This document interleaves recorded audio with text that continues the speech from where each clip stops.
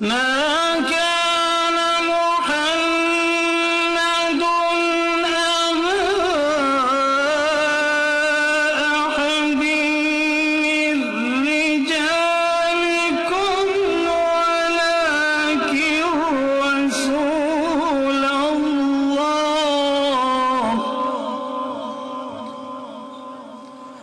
ولكن رسول الله وخاتم النبيين.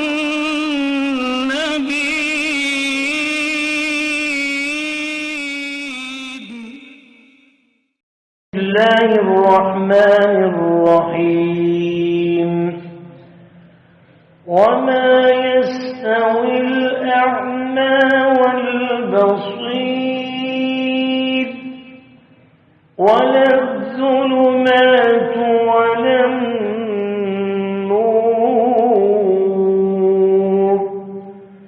ولا الظل ولا الحرور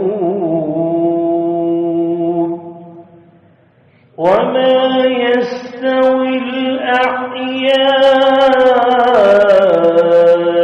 ولا الأموات إن الله يسمع من يشاء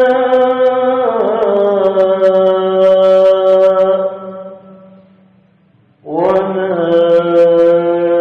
أنت بمسمع من في القبور إن أنت إلا نذير إنا أرسلناك بالحق بشيرا ونذيرا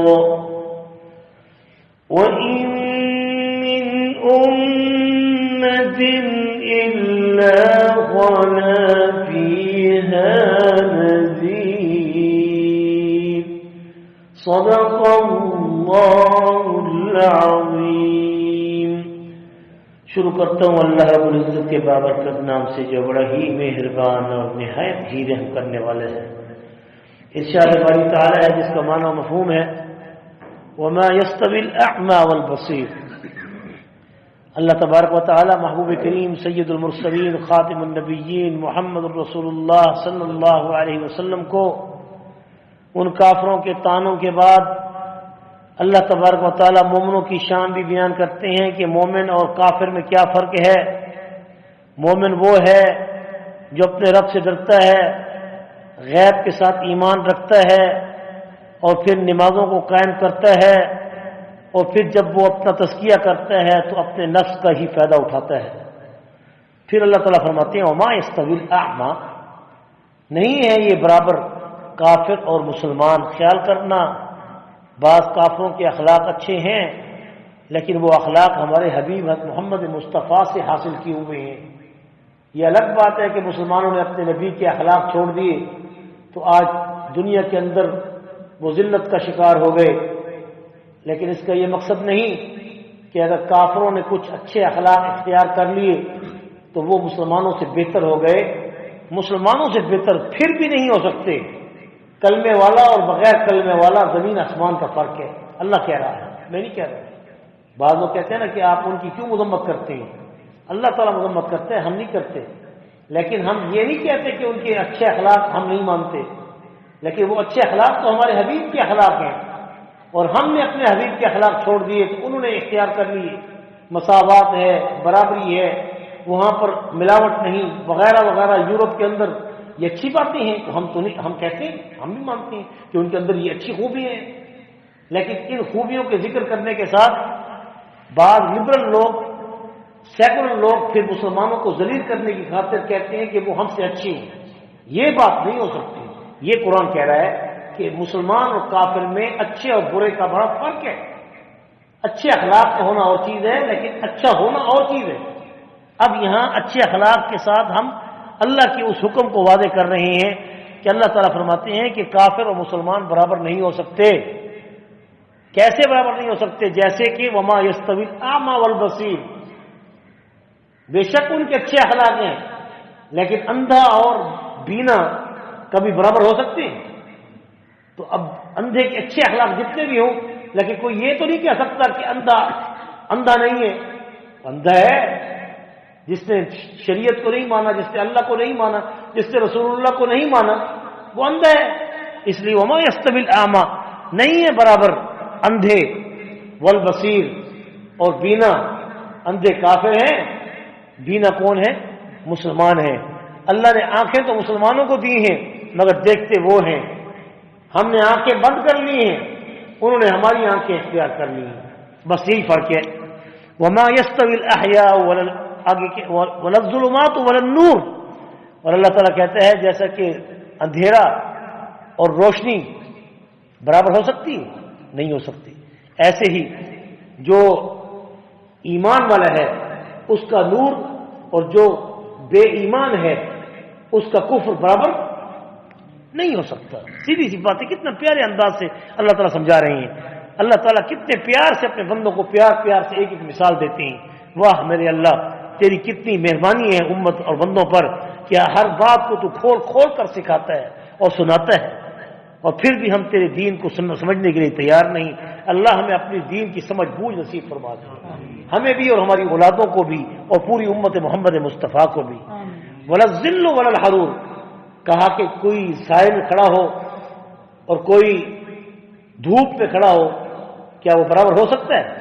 سبحان اللہ، اللہ کہہ رہے دھوپ میں کھڑے ہونے والا اور سائے میں کھڑے ہونے والا برابر نہیں ہو سکتا۔ ولا الظل کہتے ہیں سائے کو، سائے والا، اور حرور ہر کہتے ہیں گرمی کو، دھوپ والا، وہ برابر نہیں ہو سکتا۔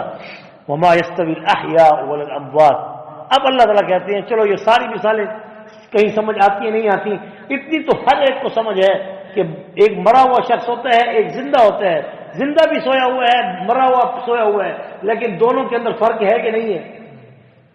مرا ہوا جو سو رہا ہے وہ ہمیشہ کی نیند سو رہا ہے، اور جو زندہ سو رہا ہے وہ پھر اٹھے گا۔ اس لیے اگر مسلمان کبھی اگر آنکھیں بند کر کے سو ہی گیا ہے، غافل بھی ہو گیا ہے، تو پھر بھی اس سے امید اچھی کی جا سکتی ہے، کافر سے پھر بھی اچھی امید۔ اس لیے اشارہ دیا ہے، یہ قرآن کا اسلوب ہے کہ سویا ہوا مردہ ہے اور ایک سویا ہوا زندہ ہے، زندے سے پھر بھی امید ہے وہ کھڑا ہو جائے گا، لیکن مردے سے تو امید نہیں ہو سکتی۔ اس لیے مسلمانوں سے اچھی امید رکھو، مت کہا کرو کہ مسلمان ذلیل ہو گئے، نعوذ باللہ تباہ ہو گئے، برباد ہو گئے، ہم تو کافروں سے بدتر ہو گئے، ایسے نہ کہا کرو۔ اللہ کہہ رہا ہے کہ آپ ایک دن زندہ پھر بھی ہو سکتے ہیں، کیونکہ آنکھیں ہیں، نور ہے، ظلمت نہیں ہے۔ تو انشاءاللہ ایک دوسرے کی اصلاح کیا کرو، اللہ تعالی ہم سب کو زندگی ابدی عطا کر دے گا۔ اور زندہ برابر نہیں ہو سکتا، یستوی کہتے ہیں برابر کو، اور نہیں ہے برابر زندہ کے مردہ زندہ کے برابر نہیں ہو سکتا۔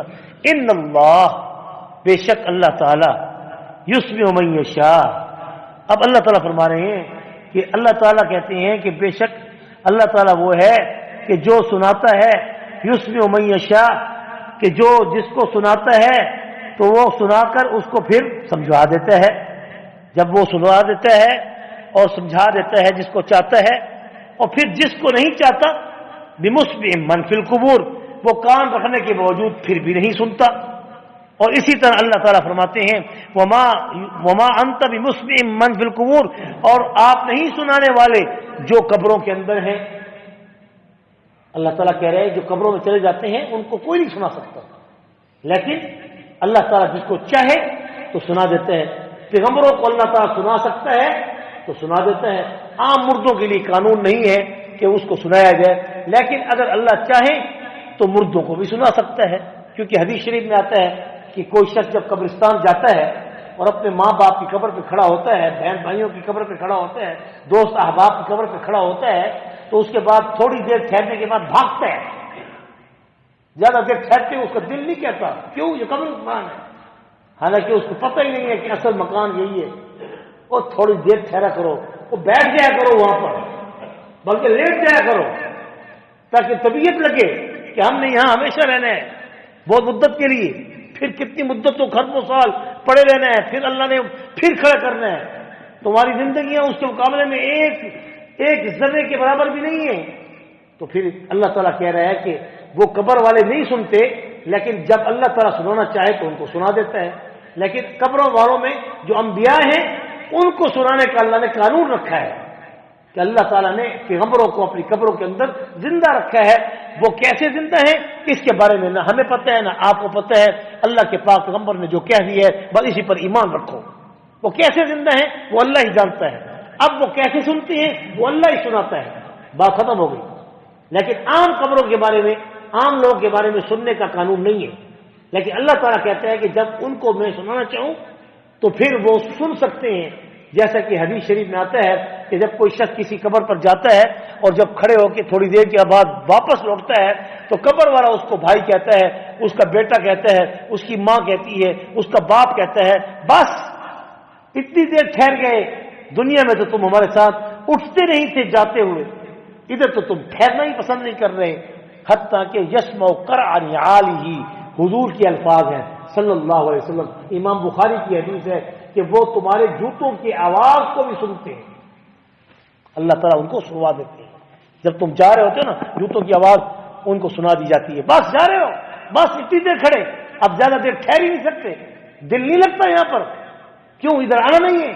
اس لیے قبرستان جایا کرو میرے بھائیوں، جایا کرو اور جا کے اپنے عزیز اقربا ہے نہیں ہے ادھر تو کسی اور کے قبرستان چلے جایا کرو. تھوڑی سی یاد تازہ ہو جاتی ہے اور کھڑے ہو کر پھر اللہ سے تھوڑا سا مراقبہ کیا کرو کہ ایک دن میں نے بھی یہاں آ کے سونا ہے تو پہلے سے تیاری کر لوں. کیوں دل یہاں نہیں لگ رہا؟ دنیا اصل ظلمت ہے وہاں لگا ہوا ہے دل. اصل تو یہ ہے جہاں میرے سارے ابا اجداد پڑے ہیں. میں اس علاقے میں جانے سے کیوں ڈر رہا ہوں کہ دنیا میں دل لگا دیا ہے جہاں میرے کچھ تھوڑے سے رشتہ دار موجود ہیں، جہاں میرے سارا جد موجود ہے، دادے پردادے جردادے بیٹے بیٹیاں بیٹے سب دنیا کے ہمارے رشتہ دار ادھر پہنچے ہوئے ہیں. ادھر جانے کے لیے ہمارا دل نہیں کہتا. کیوں؟ اس لیے کہ دل یہاں لگا ہوا ہے. اس لیے دل لگانے کے لیے تھوڑا سا قبرستان میں جمعے کے دن حضور کا جیسے ارشاد ہے اپنے والدین کی قبروں پہ جایا کرو، تمہیں حج مبرور کا ثواب ملے گا. حج مبرور کا صحیح حدیث ہے، صحیح حدیث ہے. یہ کوئی فضیلت والی ضعیف حدیث نہیں ہے. حج مبرور کا ثواب ملے گا، مقبول حج کا ثواب ملے گا. اپنے ماں باپ کی قبر پہ ضرور جایا کرو. اللہ تعالی ہم سب کو توفیق نصیب فرمائے. ان انت الا نذیر. اب اللہ کہتے ہیں اے محبوب کریم صلی اللہ علیہ وسلم تو ان پہ دروغہ نہیں ہے، ہم نے تجھے نذیر بنایا ہے، ہم نے ڈرانے والا ضرور بنایا ہے. آج تو کہتے ہیں مولوی ہمیں ڈراتا ہے، کدھر ہے اوقات سے؟ آج تو کہتے ہیں کہ مولوی ہمیں ڈراتا ہے.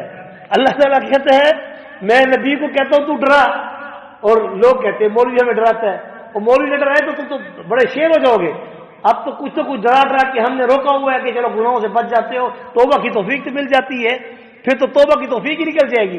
اللہ کہہ رہا ہے کہ اے نبی ہم نے تجھے نذیر بنا کر بھیجا ہے. بشیر کی بات بعد میں ہے، بشیر کی بات بعد میں کہ اے نبی تو نذیر ہے، ڈرانے والا ہے نہیں ہے مگر تو نذیر ہے. انا ارسلناک، پھر کہا کہ بے شک ہم نے اے نبی کریم صلی اللہ علیہ وسلم اصل میں تجھے ان گناہوں سے بچنے کی خاطر نذیر بنا کر بھیجا ہے، اور بے شک تو بشیر بھی ہے نذیر بھی ہے. لیکن یہ بشیر اور نذیر کیسے ہے؟